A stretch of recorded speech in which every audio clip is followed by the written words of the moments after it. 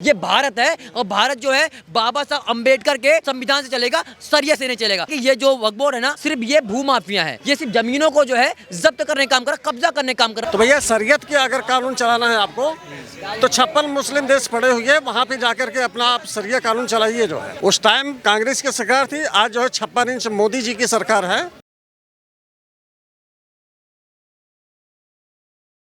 नमस्कार, आप सभी का मैं दीपक शर्मा एक बार फिर से बहुत स्वागत करता हूँ न्यूज़ हिंदी में।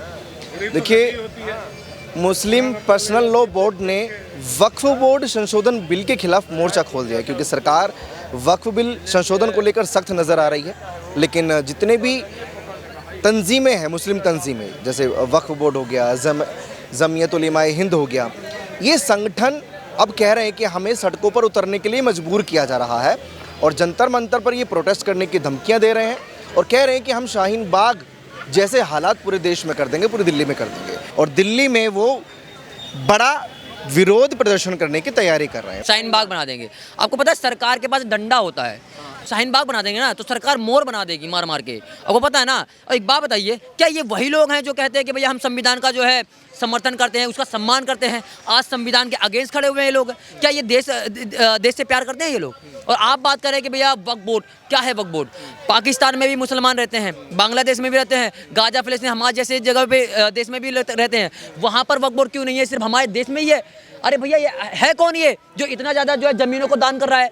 सिर्फ हमारे देश में पाया जाता है, बाकी अदर देश में क्यों नहीं पाया जा रहा है? तो कुल मिला के यही है कि ये जो वक्फ बोर्ड है ना, सिर्फ ये भूमाफिया है, ये सिर्फ जमीनों को जो है जब्त करने का काम कर रहा है, कब्जा करने का काम कर रहा है। इस पे जो है सरकार को जल्दी से जल्दी एक्शन लेना चाहिए। और दूसरी बात यह है कि अगर आप जो है इस देश के नागरिक हैं और आप जो है चाहते हैं कि इस देश में जो है संविधान ना चल के सरिया चले, तो भैया ये पाकिस्तान नहीं है, ये भारत है। और भारत जो है बाबा साहब अम्बेडकर के संविधान से चलेगा, सरिया से नहीं चलेगा। जो लोग चाहते हैं कि सरिया से चले वो पाकिस्तान जा सकते हैं, बांग्लादेश जा सकते हैं, गाजा, हमास, फलस्तीन, ईरान, इतने सारे देश हैं, जाओ आराम से वहाँ रहो। लेकिन ये फिलहाल ये देश जो है संविधान से चलेगा। दूसरी बात यह है कि जो लोग कह रहे हैं कि भैया हम जो है संविधान को नहीं मानेंगे, संविधान के अगेंस्ट खड़े होंगे, तो चंद्रशेखर रावण जी जो कि ये संविधान के जो है बचाव करते हैं ना, तो चंद्रशेखर रावण जाके आप जो है इनका जो है सामने खड़े हुए, छाती फैला के और बोलिए कि हमारे संविधान का जो है अगेंस्ट मत खड़े हुए, क्योंकि वो तो बहुत बड़े जो है। अरशद मदनी तो बोल चुके हैं ना कि हम उस कानून को ही नहीं फॉलो करेंगे जो शरीयत के खिलाफ। कौन सा ऐसा है जो शरीयत के खिलाफ है? भाई संविधान जो है देश से चलेगा या सरिया से चलेगा? पहले बताइए, आप बताइए ना। हम एक बात बताइए, दुबई है ना, दुबई में सरिया चल सकता है, वो अलग चीज़ है क्योंकि वो पूरा मुस्लिम कंट्री है। ये देश सेकुलर है। इस देश के अंदर में और भी अलग अलग पंथ के लोग रहते हैं, या हिंदू, मुस्लिम, सिख, सब के सब रहते हैं। तो आप क्या चाहते हैं कि आपका जो है ये सरिया से चले, ये संविधान से नहीं चलेगा? इस हिसाब से मैं हिंदू हूँ, मैं बोल दूंगा भैया हमारे देश जो है भगवत गीता से चलेगा, तो बताइए इस देश में शांति कैसे रह जाएगी? बताइए, ये माना जाएगा इस चीज़ को? शांति नहीं रहेगी। लेकिन खालिद सैफुल्लाह रहमानी जो है वो एक मैसेज सर्कुलेट कर रहे हैं सोशल मीडिया पर कि मुस्लिमों जाग जाओ, अपने अधिकारों के लिए लड़ो और सड़कों पर उतरो।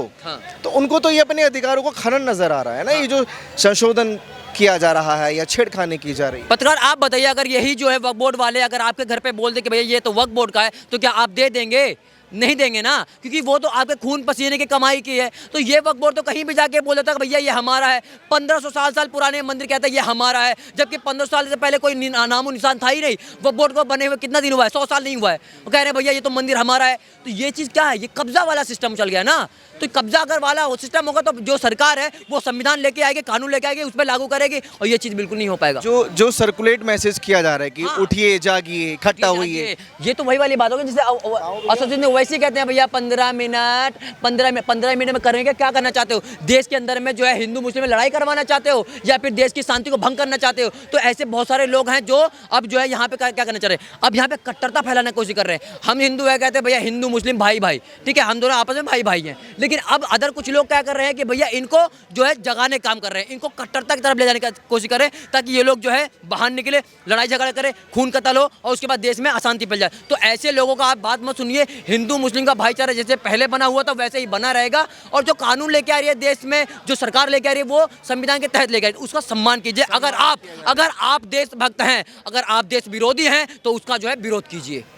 देश विरोधी हैं, क्या नाम है सर? बात करेंगे थोड़ी सी। मेरा नाम अजय पांडे है। मैं उनको केवल इतना कहना चाहता हूँ कि वक्फ बोर्ड की देश में ज़रूरत है क्या? देश में हमारे संविधान है, जो भी चीज़ें होंगी वो संविधान के तहत होगी जो है। ये कांग्रेस सरकार की थोड़ा गलती थी कि सन 2013 में जो है उन्होंने एक ऐसा जो है उनको पावर दे दिया कि अगर आज वो कह दे कि ये कैमरा जो है हमारा है वक्फ बोर्ड वाले, तो ये आपको साबित करना पड़ेगा कि ये कैमरा आपका है। वक्फ बोर्ड वालों की ज़रूरत नहीं है साबित करने के कि वो साबित करेंगे, ये आपको साबित करना पड़ेगा कि ये कैमरा जो है मतलब कि ये माइक जो है आपका है। और जो लोग ये कहते हैं कि हम उस कानून को नहीं मानेंगे जो हमारे शरीयत के खिलाफ हो, तो भैया शरीयत के अगर कानून चलाना है आपको तो 56 मुस्लिम देश पड़े हुए वहाँ पे जाकर के अपना आप शरिया कानून चलाइए जो है। भारत में अगर आप रह रहे हैं तो भारत के कानून को, भारत के संविधान को मानना पड़ेगा। सन 2014 के पहले वाला ये भारत नहीं है। सन 2014 के मानेंगे, वो कह रहे हैं कि शाहबानो केस याद करिए, हम वो कौम है जो शाहबानो केस में सुप्रीम कोर्ट के फैसले को पलट देती है। शाहबानो जब केस हुआ था तब किसकी सरकार थी? कांग्रेस की सरकार थी। और कांग्रेस की सरकार अलगाववादियों नेता को अपने दामाद की तरह जो है मेहमान नवाजी करवाती थी, जो है करती थी। ताकत का मैसेज दे रहे हैं कि उस वक्त भी हमने किया, तब भी हम करेंगे। अब समय बदल चुका है। उस टाइम कांग्रेस की सरकार थी, आज जो है 56 इंच मोदी जी की सरकार है। आज आपको देश का कानून मानना पड़ेगा। तो ये संशोधन होके रहेगा, भले ही कितने विरोध प्रदर्शन कर लेंगे जंतर मंतर पर। हम तो कहते हैं कि वक्फ बोर्ड की जरूरत ही नहीं है। जो धर्म के आधार पे देश का बंटवारा जब हो चुका, आधे से ज़्यादा भूभाग हमारा जो है पाकिस्तान में चला गया, बांग्लादेश में चला गया, बलूचिस्तान में चला गया, तो मुगलों की ज़मीन यहाँ रह कहाँ गई जो है। अब मुगलों ने खरीदी किससे ज़मीन थी? वो अपना दस्तावेज तो दिखाएं कि भारत में कौन से मुगल ने किस राजा से ज़मीन खरीदी जो है। उनके पास तो कोई सबूत नहीं है। कागज़ मांग लो तो बोलते हमारे पास कागज़ ही नहीं है। भाई वो लोग दंगा फैलाने का में माहिर हैं, दंगे वाले हैं जो है, तो कुछ भी कर सकते हैं। और हिंदू त्योहारों को तो टारगेट करना उनकी पुरानी फितरत है, चाहे रामनवमी हो या हनुमान जयंती हो या फिर जो है दुर्गा मूर्ति विसर्जन हो। अभी जो है बहराइच में एक मामला हुआ था, मूर्ति विसर्जन से जा रहे थे लोग जो है मूर्ति विसर्जन करने के लिए, अचानक से पत्थरबाजी हुई। राम गोपाल मिश्रा की जो है नाखून उखाड़ दिए गए, पहले गोली मारी गई, फिर उनको तड़पा के मारा गया जो है। ये क्रूरता उनके रग-रग में बसा हुआ है जो है। ये मजबूरी नहीं है, ये षड्यंत्र है। और ये षड्यंत्र का प्री प्लान जो है ये जामिया से प्रारंभ हुआ है और पूरे दिल्ली में ये चल रहा है। ये नेक्स्ट शाहीन बाग को क्रिएट करने का माहौल दिल्ली में चल रहा है। और ये शाहीन बाग के बाद ये दिल्ली दंगा करने का भी ये पूरा मास्टरमाइंड और प्लान चल रहा है। पढ़े लिखे लोग भी शामिल हो रहे हैं और इन चीज़ों पर सरकार को अभी से ही जो है जागरूक रहनी चाहिए और इन पर ध्यान देना चाहिए। देखिए हुआ क्या है कि ये उलेमा कोई संगठन हो या वक्फ बोर्ड वाले हो, तो आप देखिए कि इस देश में अमन चैन शांति स्थापित करने वाले लोग, ये जो संविधान की दुहाई देते हैं, संविधान के पक्ष में बोलने वाले लोग होते हैं, ये हिंदू देवी देवताओं का त्यौहार देख करके ये एक दंगा का माहौल क्रिएट करना चाह रहा है भारत के अंदर। और ये एक षड्यंत्र के तहत शाहीन बाग में बैठने वाला है। और ये जंतर मंतर से जो प्लान चलेगा ना, ये शाहीन बाग और दिल्ली दंगों में बदलेगा। मैं आपको दावे के साथ कह सकता हूँ ये पूरा षड्यंत्र एक चल रहा है विपक्ष के द्वारा। बस यही चीज़ें हैं कि हिंदू देवी देवताओं के त्यौहार को ये लोग जो है अच्छे तरीके से नहीं मनाने देना चाहता है। इनको नहीं लगता है कि हिंदू देवी देवताओं का त्यौहार जो है समृद्ध और सौहार्द तरीके से मनाया जाए, इसीलिए ये लोग ऐसा करते हैं। अभी देखिए कुछ प्रोटेस्ट जो है उस टाइम होता है, किसान आंदोलन उस टाइम होता है जिस टाइम देश में बहुत सारे धार्मिक आयोजन होते हैं।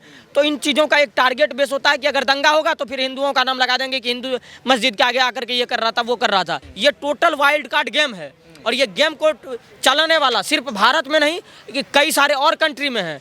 तो ये जो सारे कंट्री से हैंडल करने वाले लोग हैं, ये पूरा एक षड्यंत्र है और ये दिल्ली दंगा करवाने का एक पूरा प्री प्लान चल रहा है। आपको लगता है कि दंगे की ओर दिल्ली को ढकेलना चाहते हैं, लेकिन जमीयत उलेमाए हिंद को बखूबी आप जानते होंगे, उनके जो अध्यक्ष हैं मौलाना अरशद मदनी, वो ये कह रहे कि हम ऐसे किसी कानून को नहीं मानेंगे जो शरीयत के खिलाफ। मैं वही तो कहता हूँ कि अरशद मदनी कहता है कि हम वैसे किसी भी कानून को नहीं मानेंगे जो शरीयत के खिलाफ हो। फिर यही अरशद मदनी कहेगा कि देश में सेकुलरिज्म है, ये भाईचारा है। तो आप मुझे ये बता दीजिए कि संविधान के कौन से पेज में शरीयत के बारे में कुछ लिखा हुआ है।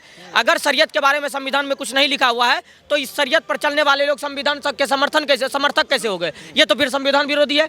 तो अरशद मदनी संविधान विरोधी है और ये संविधान के तहत कोई भी इम्प्लीमेंट करने की बात, मतलब इससे पहले जब 14 से पहले सरकार हुआ करती थी तो आपके लिए मुस्लिम पर्सनल लॉ ला दिया, आपके लिए ये क्या कहते हैं वक्फ बोर्ड ला दिया, आपके लिए अल्पसंख्यक बोर्ड ला दिया। तब तो आपको लग रहा था कि देश में बहुत सारी चीज़ें हो रही है जो ठीक ठाक चल रही है और हम संविधान को मानते हैं, कॉन्स्टिट्यूशन को मानते हैं। लेकिन आप आज उन चीज़ों को मानने के लिए तैयार इसीलिए नहीं है क्योंकि आज वो चीज़ों पर बात आई है कि यहाँ से कैसे टेरर फंडिंग होता है। भारत में वक्फ बोर्ड की संपत्ति पर कब्जा करके लोग जो है उससे जो कमाई होती है, जो इनकम होता है, उससे ना कि सिर्फ भारत बल्कि तालिबानी और ISIS के एजेंट को भी पैसा जाता है। ये सारा चीज़ एक षड्यंत्र के तहत चलता है। यही चीज़ें हैं इस देश के हिंदुओं को समझना पड़ेगा कि वो चंद मुट्ठी भर लोग होकर के अपने पूरे चीज़ों पर कैसे कब्जा करके बैठा हुआ है। और हमारे पास जितना मंदिर है, हम सारे पैसों का टैक्स भर रहे हैं गवर्नमेंट को। हमारे पास अगर कोई चैरिटी है तो पहले तो कोई संगठन बन रहा है, उसका रजिस्ट्रेशन पहले होगा। लेकिन आज एक भी इस्लामिक संगठन का रजिस्ट्रेशन इंडिया में किसी से नहीं है और उस पर किसी भी तरह का गवर्नमेंट का कब्जा नहीं है, जिसके वजह से ये बुरहान मानी को मानने वाले लोग हैं, ये जाकिर नाइक को मानने वाले लोग हैं, ये अफजल गुरु याकूब मेनन को मानने वाले लोग हैं। तो देखिए वक्फ बोर्ड संशोधन बिल को लेकर जो सरकार अपने तेवर दिखा रही है और मोदी कैबिनेट ने भी इसको मंजूरी दे दी है कि संशोधन होगा, लेकिन मुस्लिम तंजीमें जैसे जमीयत उलेमाए हिंद और मुस्लिम पर्सनल लॉ बोर्ड ने ये ऐलान कर दिया है कि हम दिल्ली जंतर मंतर पर इसका कड़ा विरोध प्रदर्शन करेंगे। उसी को लेकर मैं लोगों से बातचीत कर रहा था, क्योंकि तमाम मुस्लिम ऐसे नेता और मुस्लिम धर्मगुरु हैं जिन्होंने ये आगाज़ किया है और एक मैसेज भी सर्कुलेट वो कर रहे हैं सोशल मीडिया पर कि मुसलमानों एक हो जाओ, जागो, अपने अधिकारों के लिए लड़ो। और अरशद मदनी जो जमीयत उलेमाए हिंद के अध्यक्ष हैं, वो ये कह रहे हैं कि हम उस कानून को कतई नहीं मानेंगे जो शरीयत के खिलाफ है। बाकी विरोध प्रदर्शन कैसा होगा ये भी मैं आपको दिखाऊंगा और उसमें क्या कुछ बातें होंगी वो भी मैं आपको बताऊंगा, लेकिन ये उससे पहले जनता की राय थी। अपनी राय प्लीज़ कमेंट सेक्शन में दीजिए और ऐसी खबरों के लिए आप जुड़े रहिए हमारे साथ, देखते रहिए वो न्यूज़ हिंदी।